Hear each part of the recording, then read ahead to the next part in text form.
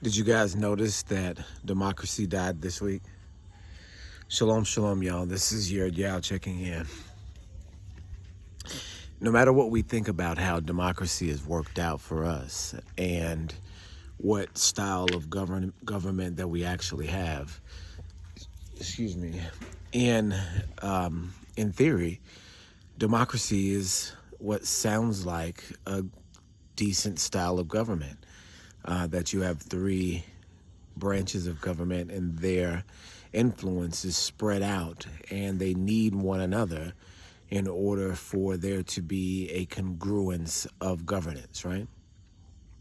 I believe it emerges from the Hebraic style of governance where you have a king and then you also have a high priest and then you also have a prophet, right? So you have, you know, in a religious style of governance, you have the king, which is the warrior. You have the prophet, which is the seer, which advises the king and speaks directly to Elohim. And then you have the priesthood, which works on the righteousness of the people, which, offers sacrifice on the people's behalf and govern the nation through their relationship with Elohim by pleasing him in sacrificial and ceremonious ways, right? And so you have a governing system which relies on three different parts. You don't have the king going directly to Elohim. You don't have and of course there's exceptions to the rule. We know David was an exception. But you don't have the king necessarily going directly to Elohim.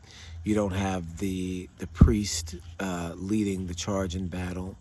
You don't have the prophet necessarily judging matters in Israel, even though that is part of his responsibility too. You don't necessarily have him being the high judge. That high judge would be the king. So we understand these things. We understand the breakdown, the division of power in the Bible. And it seems like that division, as far as judicial, which is the Supreme Court, Congress, and then, legislative, which is Congress, and then also the executive branch, which is the president. We like that three-pronged governing style because it seems like, and we know the truth is probably, truth, we know what the actual truth is. Now, there's no probably about it. But we know that in theory, that governing style seems like a decent style to be governed over. In fact, it's so popular that it spread to other countries. And in those other countries, in some cases, they were able to use the guise of democracy. Do you see what I'm saying? In order to establish very authoritarian, dictatorships. But what you have seen this week is the death of all of that. Do you see what I'm saying? The death of the ruse even is what you've seen this week. You've seen democracy die this week, right? And so the curtain doesn't have to even be pulled, the curtain is pulled back. The wool doesn't have to be pulled over your eyes because the understanding that the world is now run by tyrants is here. You heard Stephen Miller. Stephen Miller said, the strong win. Do you understand what I'm saying? You guys heard, and I don't know if you heard it or not, but you guys heard the right-wing protesters say that the storm is here, right? Did you hear him say that the storm is here? He said, we executed one of yours yesterday. The storm is here. So if you guys know that language has been prophesied for at least 10 years right now. I remember, I think it was 10 years ago when there was a officer in North Carolina. The audio is still floating around the internet. I need to go ahead and get it and put it up. But this is not a new concept, you guys. This police officer said that there was a storm coming. There's a race war coming. You guys understand? There's a race war coming, and he's getting ready. He's buying guns for the race war then. That was 10 years ago. and his officer buddies are laughing in the background. And this is back when video recording of police officers was first implemented. I think this was an Obama initiative, right? After not after George Floyd, but it was another one after another case, right? And all they'll do is turn their cameras off or use the camera footage to, train better, because this having evidence of the crime doesn't really even do anything for you if you're dead, right? But what I'm saying is that they were catching people saying things that we weren't always privy to. And what they were saying is that there is a storm coming, and it's called a storm, but what it really is a race war. And this cop was arming for it 10 years ago, you guys. This is the important thing that you have to understand. They've been arming for this thing and have been signaling for this war for at least 10 years, you guys. I would take it further back than that. Have you guys heard of Charles Manson? You guys know of the Manson family back in the 60s that killed, I think the woman's name was Sharon Tate. She was a movie star. Helter Skelter and all that terrified me as a kid. Do you see what I'm saying? This is before my time, but I watched a movie on it. I watched a movie on it on A&E, I think it was. It's like a 4-hour movie as a kid, as a teenager. And I was kind of like shocked and scared. And I was like, wow, what in the world is this? What happened, right?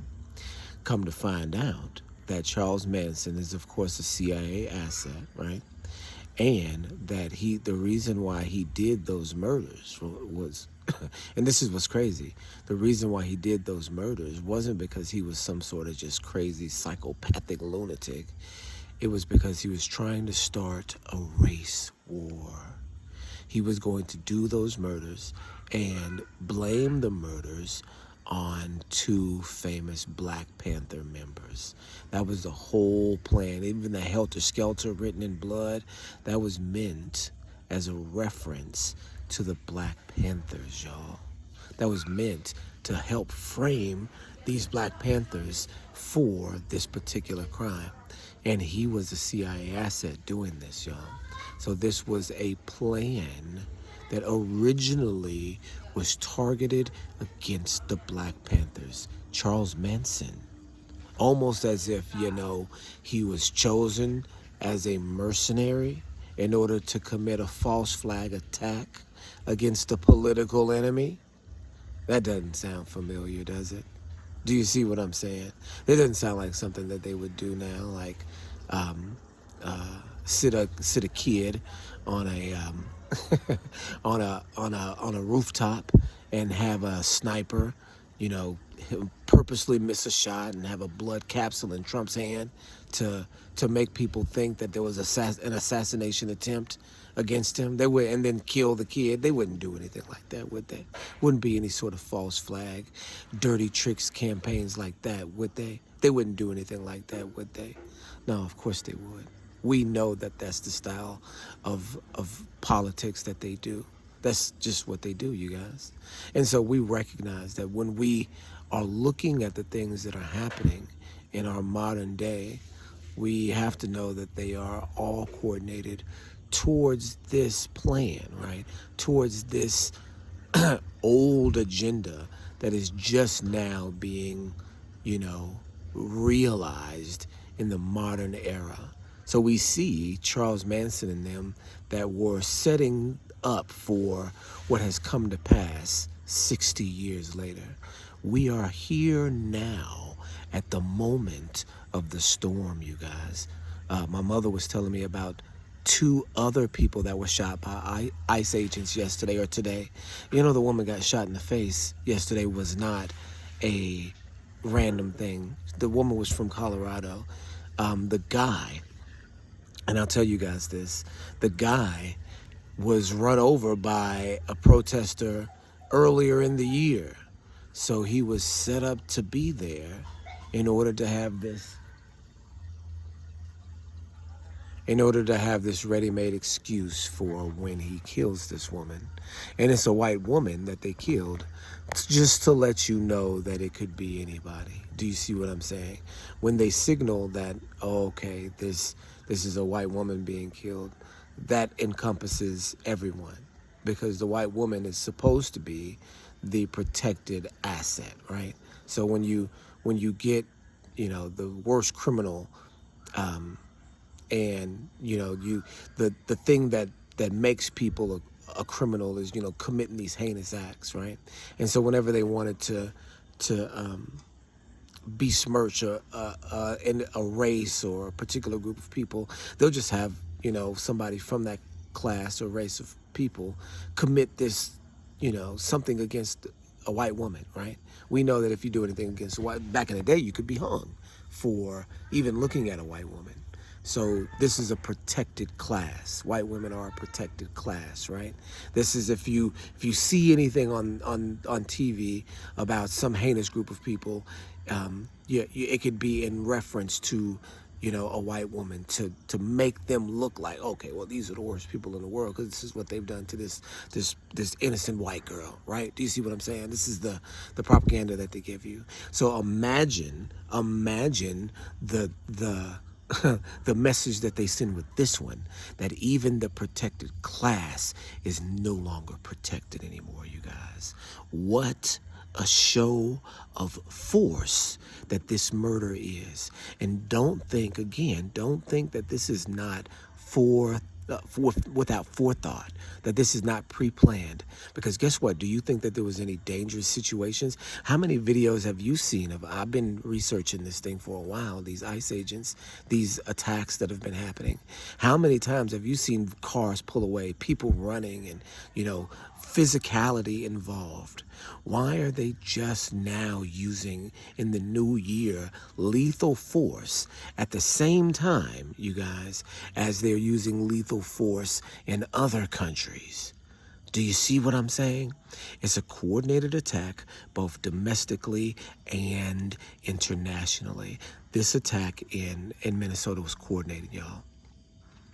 He sent 2,000 troops to the area in the days prior to this shooting, which means he expected there to be riots because of that. He knew that this was an event coming up, and for the event to handle any protesters, he sent the troops in advance. Do you see what I'm saying? The 2,000 troops arrived before the shooting. Or you could say because there's more troops, they were more antsy and they were more heavy on the trigger. No, that's just not how it works. He sent the troops there because he anticipated using them. He anticipated needing them being there.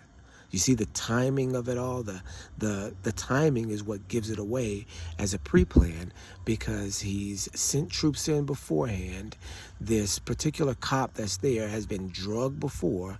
This woman was sent by, the woman was an agitator. She was there from Colorado. Both women, the women were together. The one that was filming and the one that was in the car, the women were together.